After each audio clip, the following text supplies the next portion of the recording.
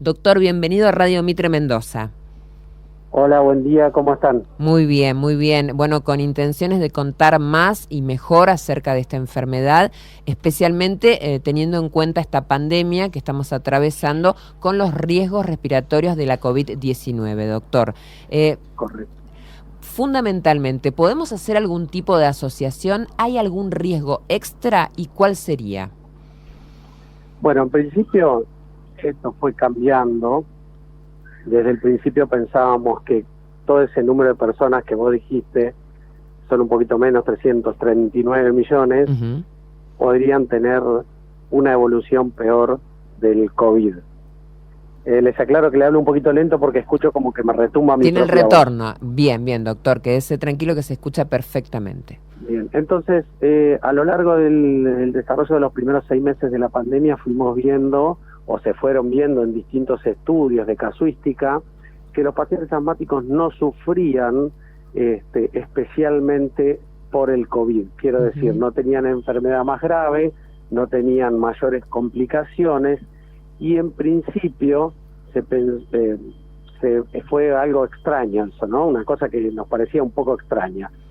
Por otro lado, siempre los pacientes respiratorios pueden tener una crisis de su enfermedad por una infección por un virus, o sea, eso no se descarta. El coronavirus podría desencadenar una crisis asmática en un paciente, a sabiendas de lo que hablamos recién. A medida que avanzó el tiempo, se vio que inclusive mucho menos pacientes asmáticos de lo que se pensaba tenían complicaciones por esta enfermedad, con lo cual no está establecida la causa, se está estudiando, pero nosotros en general lo que podemos decir es que un paciente con asma que está bien con su tratamiento, o sea que tiene su asma bajo control, que tiene un tratamiento bien hecho y controlado, prácticamente podríamos igualarlo a la población en general. Fíjese con eso. la excepción de los pacientes con asma grave y aquellos que presentan cierta inestabilidad. Bien. No sé si eso contesta un poco la pregunta. No, claramente, perfectamente, doctor. Ahora, obliga a una segunda pregunta. ¿Están bien controlados los pacientes asmáticos? ¿Se cumple? Porque el 2020 vio usted que obligó a muchos a quedarse en la casa y se hicieron pocos controles de muchísimas enfermedades. Excelente pregunta. O sea, en primer lugar, el control del asma es un problema mundial, por diferentes razones, culturales, económicas, de conocimiento, de desconocimiento. Un tercio de los pacientes con asma no tienen su enfermedad del todo controlada. Eso lleva ya varios años. Por otro lado, es verdad, en 2020 con el corte pasaron dos cosas: la suspensión de la atención médica al principio, y en segundo lugar la no circulación o la muy poca circulación del virus de la gripe por las medidas sanitarias que se tomaron. Por lo tanto, muchas personas, y sobre todo niños, que los padres pensaron que se habían curado del asma. Claro. ¿Por qué? Porque al estar encerrados no están expuestos a alergenos, no están expuestos a infecciones, y parecía que estaba mejor. Lo que estamos viendo hoy en día, a pesar de que yo no soy pediatra, hago la aclaración, es que muchos niños vuelven al colegio, vuelven a algunas actividades y empiezan nuevamente con los síntomas, y algunos tienen crisis. Por lo tanto, volvemos al punto uno. Es fundamental tener el asma controlada. Entonces, si una persona no sabe si tiene su asma controlado, debe hacer una consulta para saberlo, ya sea con su médico de cabecera o con un especialista. Doctor, ¿y cuáles son los síntomas del asma? ¿Cómo se diagnostica también? Bueno, básicamente hay 4 síntomas que nos hacen pensar en asma, que es la dificultad respiratoria, que se presenta con algunas actividades que pueda hacer el paciente, los sonidos o silbidos en el pecho, la sensación de tener el pecho cerrado y la tos seca. Son 4 los síntomas capitales, pero no necesariamente tienen que estar todos. Eso reiterado en el tiempo y relacionado con algunos desencadenantes, bueno, es lo que a nosotros nos permiten sospechar en un principio la posibilidad de la existencia de asma, ¿no? Bien, bueno, vale la pena destacarlo, más allá de que, como usted decía, pueden no coincidir los 4, también hay que tener en cuenta que se pueden dar de modo separado. Doctor, en cuanto al tratamiento, ¿cómo ha evolucionado con el paso del tiempo? Bueno, la realidad es que el tratamiento, digamos, hoy en día es básicamente un tratamiento antiinflamatorio. El asma es una enfermedad inflamatoria de los bronquios y desde hace ya casi 30 años tenemos muy buenos tratamientos.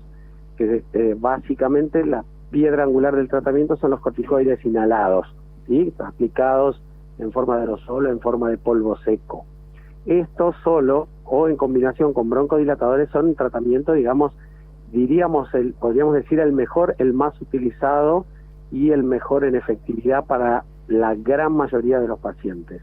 Por eso el desafío es llegar con la información, porque estas medicaciones no son nuevas. En los 90, por lo menos en Argentina, teníamos disponibles estas combinaciones. Y todavía hoy nos cuesta bastante, en general, como sociedad, como médicos, que esto alcance a todos los pacientes. Sí. ¿Hay buenas campañas, doctor? ¿Alguna? Buenas campañas advirtiendo acerca de los alcances de la enfermedad, una correcta prevención, un diagnóstico temprano. Yo creo que por lo menos nosotros hacemos bastante campaña desde la asociación, y este año, siempre no, obviamente los meses de mayo se triplica la información. No desconozco si hay campañas en otras sociedades, por lo menos a mí no me llegan, y a nivel, digamos, público, lo que se está haciendo, porque casualmente esto se está haciendo, son guías de tratamiento. Esto recién comienza, pero está digamos, la intención de hacerlo. Publicidad, ni nuestra, ni de ningún lado he visto yo, por lo menos. Se suma Horacio a esta conversación, doctor. Sí, doctor, preguntarle, usted recién hablaba sobre la evidencia científica que vienen teniendo respecto a la COVID, pero ¿han notado hasta ahora alguna contraindicación en la vacunación? Porque es algo que también despierta temor. No. La contraindicación de las vacunas es la de cualquier vacuna. Sí. En general es que el paciente tenga conocida alergia a alguno de los componentes.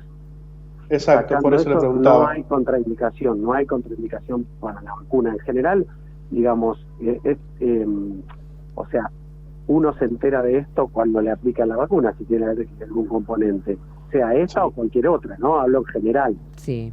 Pero no hay contraindicaciones. Sinceramente, el beneficio sobrepesa mucho los riesgos. Claro. Doctor, otra cosa que puede generar lo que tiene que ver con coronavirus es una neumonía.